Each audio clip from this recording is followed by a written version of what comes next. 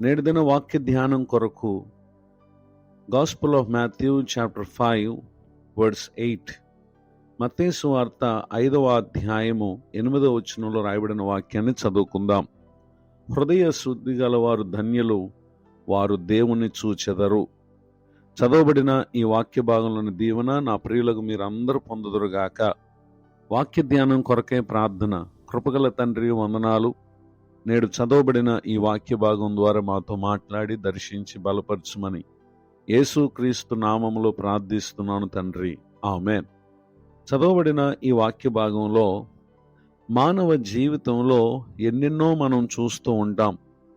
కానీ మనల్ని సృజించినటువంటి దేవుణ్ణి మనము మన జీవితంలో గ్రహించటం ఇది ఎంతో ప్రాముఖ్యమైనటువంటి సత్యం. గనుక నిశ్చయముగా ఒక వ్యక్తి తన జీవితమందు తనను సృజించిన దేవుణ్ణి అనుభవించాలి, చూడాలి, గ్రహించాలి అని అంటే దేవుని యొక్క వాక్యం దానికి గల కారణాన్ని తెలియపరుస్తున్నది. ఏంటంటే హృదయ శుద్ధి గలవారు ధన్యులు. భూమి మీద మనం పలు రీతులుగా పలు విషయాల్లో పవిత్రతను కోరుకున్నా మన హృదయం అపవిత్రంగా ఉంటే లోకంలో ఉన్న వ్యర్థమైనటువంటి వాటిని చూస్తాం, వాటిని అనుసరిస్తాం. కానీ ప్రభువును చూసే జీవితం, ప్రభువును గ్రహించే జీవితం, అది హృదయంలో ఉన్నటువంటి పవిత్రతను బట్టి అది సాధ్యం అనేటటువంటి విషయాన్ని దేవుని యొక్క వాక్యం మనకు తెలియపరచటను ఇక్కడ మనం చూడగలం.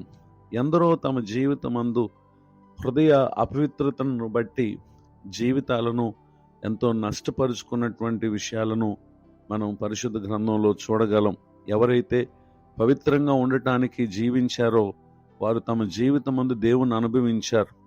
పరిశుద్ధ గ్రంథంలో రాయబడినటువంటి మరొక మాటను మనం చదివినట్లయితే epistle of Paul's to Hebrews chapter 12 verse 14.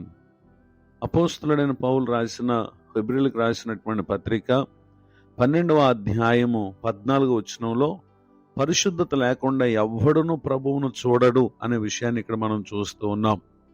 అపవిత్రత ఒక వ్యక్తికి దేవుణ్ణి మరుగుపరుస్తుంది.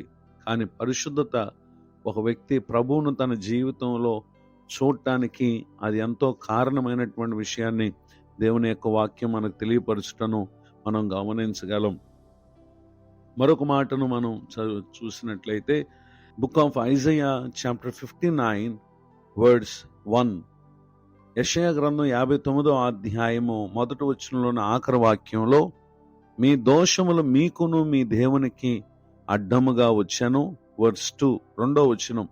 మీ పాపములు ఆయన ముఖమును మీకు మరుగుపరిచెను గనుక ఆయన ఆలకింపుకున్నాడు. చదవబడినటువంటి ఈ వాక్య భాగంలో మనం చూస్తూ ఉన్నాం. పాపము, దోషము అనేవి దేవునిని మన జీవితంలో మనం గ్రహించలేకుండా ఉండటానికి ఇవి కారణం అనేటటువంటి విషయాన్ని దేవుని యొక్క వాక్యం ఇక్కడ తెలియజేయడం మనం గమనించగలం. నాడు ఇశ్రాయేలీయులు తమకు రాజు కావాలని వారు కోరినప్పుడు సమూయేలు ఈ విషయాన్ని ప్రభువుకు తెలియచేయగా ఆ విషయాన్ని బట్టి ప్రభువారు సమూయేలుతో మాట్లాడి యెష్షయి ఇంటికి వెళ్ళమని ప్రభువారు తెలియపరిచాడు. అయితే అతడు యెష్షయి ఇంటికి వెళ్ళగా అక్కడ యెష్షయి సమూయేలు గారు వచ్చినటువంటి కారణం ఏదో తెలుసుకుని మరి తన కుమారులలో ఒకరిని ప్రభువారు రాజుగా కోరుకుంటున్నారు అనేటటువంటి విషయాన్ని తెలియపరిచినప్పుడు అతడు తన కుమారులను పిలుచుటను మనం గమనించగలం. ఈ సంగతులలో ఒక మాటను మనం పరిశీలన చేసినట్లయితే first book of Samuel chapter 16 verse 6 and 7. మొదటి సమూయేలు గ్రంథం 16వ అధ్యాయము 6-7 వచనాల్లో వారు వచ్చినప్పుడు అతడు ఎలియాబును చూచి నిజముగా యెహోవా అభిషేకించువాడు ఆయన ఎదుట నిలిచి ఉన్నాడు అనుకొనెను. అయితే యెహోవా సమూయేలుతో ఇలాగ సెలవిచ్చాను, అతని రూపమును అతని ఎత్తును లక్ష్య పెట్టకము. మనుషులు లక్ష్యపెట్టు వాటిని యెహోవా లక్ష్య పెట్టడు. నేను అతన్ని త్రోసివేసి ఉన్నాను. మనుషులు పైరూపము లక్ష్య పెట్టుదురు గాని యెహోవా హృదయమును లక్ష్య పెట్టును అనేటటువంటి విషయాన్ని ఇక్కడ తెలియచేయడం మనం గమనించగలం. వారు చూడటానికి ఎంతో రాజులుగా ఉపయోగపడేటటువంటి సామర్థ్యం కలిగినటువంటి వారు కనపడుతున్నారు. కానీ ప్రభువారు అంటున్నారు కదా, మనుషులు లక్ష్యపెట్టు వాటిని యెహోవా లక్ష్య పెట్టడు. ఈ మాటలు వింటున్నటువంటి నా ప్రియ సహోదరి సహోదరులు, మన హృదయ స్థితి ఏంటో దేవునికి తెలుసు కనుక మనం పరిశుద్ధంగా ఉండటం, మనలను దేవుడు ఉన్నతమైనటువంటి వాటి మీద నియమించటానికి అవి కారణం.